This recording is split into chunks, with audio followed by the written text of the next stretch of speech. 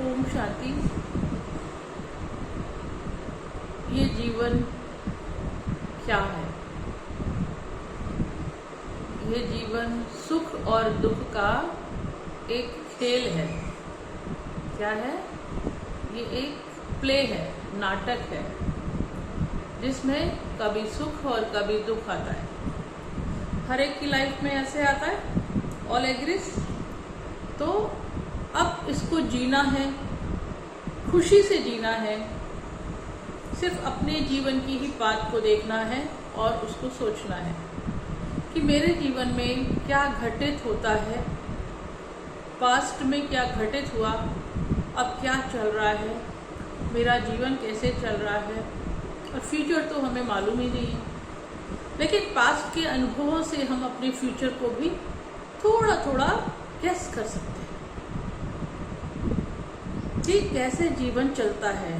Past क्या है? हमें अनुभवी बनाता है। तो हमने देखा कि कभी हमारी लाइफ में सुख आता है, कभी दुख आता है। रियल मायनों में पूरा जीवन सुख दुख का एक खेल है, एक चक्र है। तो सुख में जब सुख आता है तो हमें कोई समस्या नहीं होती, हमारे कंफर्टेबल होते हैं, खुशी होते हैं और अपने आप को बड़ा अच्छा समझते हैं कि मेरा जीवन बहुत अच्छा चल रहा है, बढ़िया चल रहा है। तो उसमें हमें कोई शिकायत नहीं होती, कोई गिले शिकवे नहीं होते, ठीक है? तो वो स्मूथली चलता है। पर क्या वो पीरियड हमेशा कांस्टेंट है, चलता रहेगा या चलता रहा था? हमारा पास्ट का अनुभव हमें बताता है कि जीवन बदलता रहता है। समय के साथ साथ जीवन में कई फेज आती हैं, अवस्थाएं आती हैं, जिनसे हमको क्रॉस करना होता है। और हर एक के जीवन में अलग अलग घटनाएं घटित होती हैं। एक की घटना ना मिले दूसरे से, एक का जीवन ना मिले दूसरे से। तो मुझे अपने को ही फोकस करना है, क्योंकि मैं अपनी ही जीवन के बारे में जानती हूँ और अपनी ही घटनाएं मेरे साथ कब क्या हुआ, क्यों हुआ, कैसे हुआ, ये सब आई नो द बेस्ट। तो उसी अनुभव से हम सीखते हैं। क्या सीखते हैं? कि मेरे जीवन में फला समय इतना सुंदर समय आया था, इतना आनंदमय समय था, वो घटना इतनी सुंदर थी, वो समय इतना सुंदर था कि भूलता नहीं। और उसको याद करने से मुझे बड़ा खुशी की अनुभूति होती है। और ऐसी खुशी चीज़ को हम सबको सुनाते भी हैं, बांटते भी हैं कि हमारे साथ ऐसे ऐसे हुआ। तो लेकिन इसके अपोजिट देखें तो कभी कभी हमारे जीवन में ऐसी घटनाएं घटी जो हमने कभी सोची भी नहीं थी, अनुमान भी नहीं लगाया था, और उन दौर से भी हमको गुजरना पड़ा, मुझे गुजरना पड़ा। कभी स्वप्न में भी नहीं सोचा था कि ऐसे भी हो जाएगा। होता है ना ऐसे कभी कभी, ये तो मैंने सोचा ही नहीं था, ये ऐसा क्यों हुआ, मेरे साथ क्यों हुआ, मैंने तो कभी ऐसा कुछ किया ही नहीं। कहते ना, मैंने तो किसी को दुख दिया ही नहीं। या कोई हमें कष्ट दे के जाता है तो इसके साथ तो मैंने कभी कुछ नहीं किया, फिर इसने मेरे साथ ऐसे, मुझे ऐसे क्यों बोला। तो ऐसे घटनाएं होती हैं जिसको हम समझ नहीं पाते। तो जब वो ऐसी घटनाएं घटती हैं तो उनको हम स्वीकार भी सहज नहीं कर पाते, क्योंकि उसका आंसर नहीं होता ना हमारे पास, ऐसा क्यों हो रहा है, तो उसका आंसर नहीं है, तो हम समझ नहीं पाते उस चीज़ को। समझ नहीं पाते तो फिर क्या होता है? मन दुखी होता है, कभी बेचैन भी होता है, उदास होता है, हताश भी हो जाते हैं। कई बार कोई पीरियड लंबा चलता है तो हम मायूस हो जाते हैं कि क्या जिंदगी है भगवान ने, और हम क्या कहते हैं, भगवान ने हमें ये क्या जिंदगी दी है। भगवान को ही दोष देने लगते हैं, पर वास्तव में भगवान को तो कभी दोष देना ही नहीं चाहिए। भगवान तो हमारे इस कर्म फिलॉसफी में, हमारे कर्म क्षेत्र में कभी बीच में आता ही नहीं है, इंटरफेयर ही नहीं करता। और ही वो हमें गाइड करता है।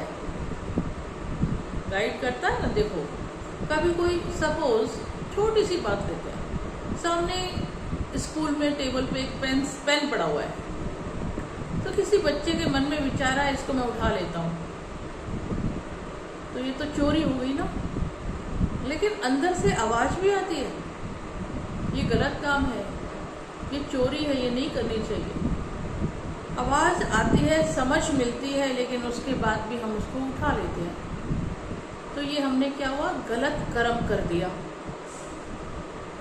अंदर चेतना से आवाज भी आ रही थी कि बच्चे ये गलत है, ये नहीं करना चाहिए, चोरी है। फिर भी हमें उसको नजरअंदाज करते हुए भी हमने उसको किया, तो उसका रिजल्ट किसको भुगतना पड़ेगा? गलत कर्म है ना। गलत कर्म का फल भी मिलता है, अच्छे कर्म का भी फल मिलता है। ये तो था वो जो छोटा सा एग्जाम्पल जो हमारे सामने हुआ, पर हमारे जीवन में कई ऐसी घटनाएं घटित होती रहती हैं जिनका उत्तर हमें समझ ही नहीं आता। हमने तो ऐसा कुछ किया ही नहीं, फिर ये ऐसा क्यों हो रहा है? कोई हमारे बहुत पैसे लूट के ले जाता है, अरे मैंने तो उसको कभी कुछ नहीं, इससे कभी उधार भी नहीं मांगा, ये तो मुझे कभी दिखा भी नहीं, फिर भी ये मेरे पैसे ले गया। तो ये चीजें होती हैं जिनका कोई आंसर हमारे पास नहीं होता है, इसलिए हम अप एंड डाउन होते हैं। तो हमारी जिंदगी में कभी दुख आता है तो कभी सुख आता है। अब आप देखिए, जब हम ऐसी घटनाएं घटती हैं जिनके बारे में हमें मालूम ही नहीं होता है कि ये क्यों घट रही है, तो उसका ऐसी घटनाओं का कनेक्शन हमारे पास्ट लाइफ से होता है, पास्ट जन्मों से होता है, क्योंकि हर चीज कैरी फॉरवर्ड होती है। पिछले जन्मों की भी कई चीजें जो हमारी सेटल नहीं होती हैं वो कैरी फॉरवर्ड अगले जन्म में होती हैं, तो हमें वो अगले जन्म में सेटल करनी पड़ती हैं। तो क्योंकि जन्म बदल गया तो वो सारी चीजें हमारी स्मृति से गायब हो गई। अब हमें समझ ही नहीं है पिछले जन्म की कोई बात, तो हम कैसे समझ पाएंगे? तो ऐसी जो घटनाएं हमारे जीवन में घटती हैं जो हमने कभी देखी नहीं, सोची नहीं, तो जरूर वो हमारी पास्ट जन्मों की ही कोई घटनाएं हैं, जो लेन देन है जो हमने उन जन्मों में सेटल नहीं किए और हमने नया जन्म ले लिया, पर वो एग्जिस्ट करती हैं। तो एग्जिस्ट करेंगी तो फिर कब सेटल करेंगे? इस जन्म में ही सेटल करेंगे, पर वो पिछले जन्म की स्मृति तो खो गई, याद ही नहीं है, इसलिए हमें पता ही नहीं लगता ये हमारे साथ क्यों हो रहा है। पर अभी हमें ज्ञान मिला है कि ऐसी घटनाएं जो घटित होती हैं वो हमारे पिछले जन्मों की ही कुछ घटनाएं होती हैं जो हमने वहीं पर सेटल नहीं की होती। तो वो जब वहाँ सेटल नहीं होती है तो हमें अगले जन्म में किसी न किसी रूप में वो परिस्थिति बनकर हमारे सामने आती हैं और हम उन्हें सेटल करना होता है हमें। इसलिए जाने अनजाने में भी अचानक कुछ हमारे साथ होता है तो ये समझ लेना चाहिए कि वो हमारे पिछले जन्मों का ही कोई कार्मिक अकाउंट है। लेकिन हम ये नहीं समझते हैं और ही हम भगवान को दोष देने लगते हैं। देखो भगवान ने मेरे साथ ऐसे किया, मैंने क्या किया था जो भगवान ने मेरे साथ ऐसे किया, ऐसे कहते हैं ना। पर ये रॉन्ग है, भगवान तो कभी किसी के साथ गलत नहीं करता है और ही वो हमें समझ देता है, हमें ज्ञान देता है, अच्छे और बुरे कर्म की समझ देता है कि बच्चे ये करो, ये नहीं करो, ये अच्छा कर्म है, ये बुरा कर्म है। तो पाप और पुण्य दोनों का खाता हमारे साथ साथ चलता है। पाप किया होगा कर्म तो उससे दुख मिलेगा, उसका रिजल्ट है दुख, और अगर पुण्य कर्म किए होंगे तो उसका रिजल्ट होता है सुख। तो ये दोनों खाते जैसे बैंक में होता है ना, डेबिट और क्रेडिट होता है। पैसा निकाला, तो डेबिट हो गया, पैसा जमा किया तो अकाउंट में क्रेडिट हो गया। ऐसे ही हमारे जिंदगी का भी लेखा जोखा होता है। जब हम पुण्य कर्म करते हैं तो अच्छे कर्मों का खाता बढ़ जाता है, पुण्य कर्म बढ़ जाते हैं, और हम बुरा कर्म करते हैं तो हमारे पाप कर्मों के खाते में वो ऐड हो जाता है। ये पुण्य कर्म और पाप कर्म यही हमारे सुख और दुख है। तो हमारी ज़िंदगी में कभी सुख और दुख क्यों आता है? आई क्लियर हुई बात?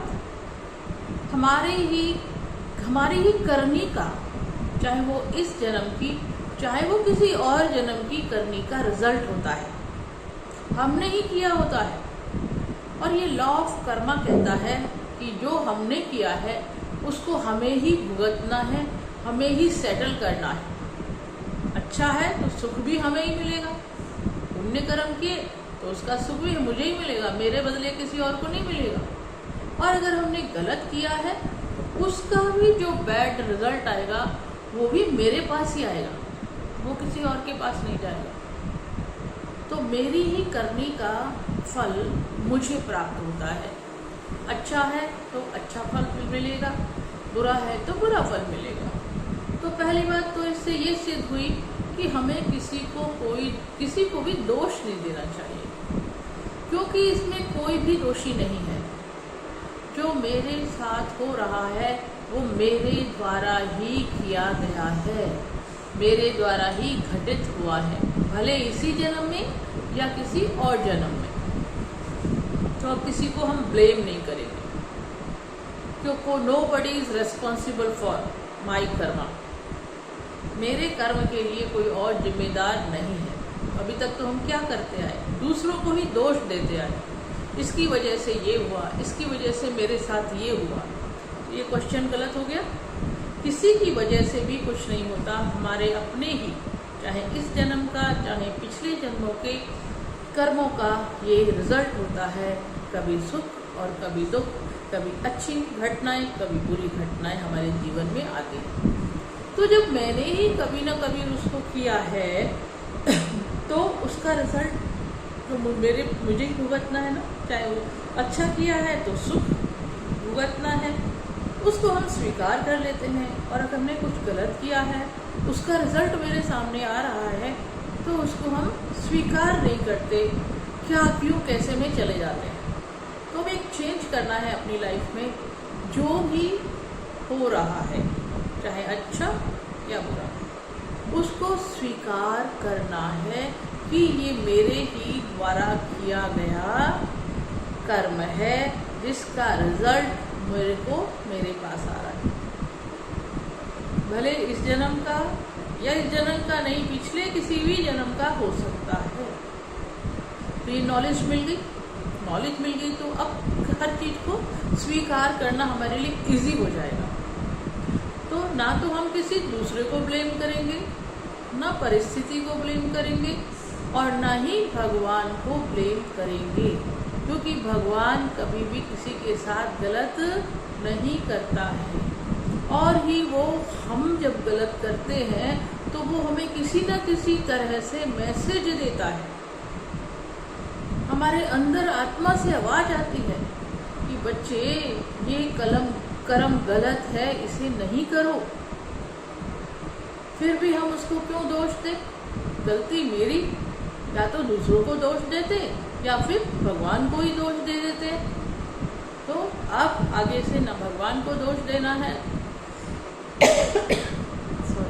ना किसी और को दोष देना है। मेरा अपना कर्म है, मेरे को खुद ही उसको सेटल करना है। और अगर कोई दुख का समय आता भी है, कुछ ऐसी सिचुएशन आती है, तो उसे खुशी खुशी स्वीकार करना है। अगर हम इसको खुशी खुशी स्वीकार करते हैं तो वो जल्दी हमारे से चली जाएगी, क्योंकि जल्दी हमने उसको स्वीकार कर लिया ना, हाँ ठीक है कोई बात नहीं। फिर उस पर हम फोकस करेंगे, काम करेंगे, अच्छे से, ईमानदारी से, सच्चाई से हम उसको ठीक करेंगे। तो घटना होगी लेकिन जल्दी ही वो सेटल हो जाएगी, अगर हम उसको सहज रीति से स्वीकार कर लेंगे। तो तो कोई भी परिस्थिति जीवन में कोई भी फेज आता है, हर चीज़ को इसका ओवरऑल रिजल्ट ये है कि हर बात को सहज ही स्वीकार करना है, एक्सेप्ट करना है। इसीलिए कहते हैं पावर ऑफ एक्सेप्टेंस।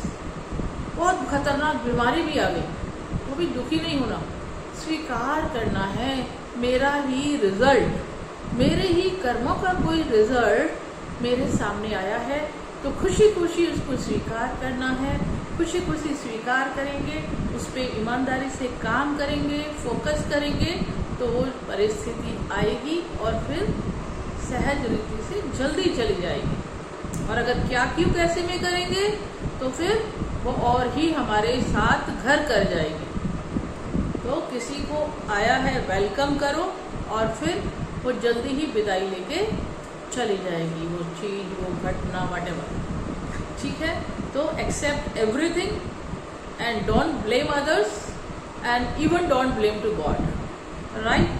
तो वर्क ऑन दैट। जीवन में सुख दुख का खेल यही है, तो सुख को स्वीकार करना है तो दुख को भी उसी भाव से, सहज भाव से स्वीकार करना है, तो लाइफ इजी और सहज हो जाएगी। इसलिए यूज है एक्सेप्टेंस, पावर ऑफ एक्सेप्टेंस, स्वीकार करना। ओके, ओम शांति।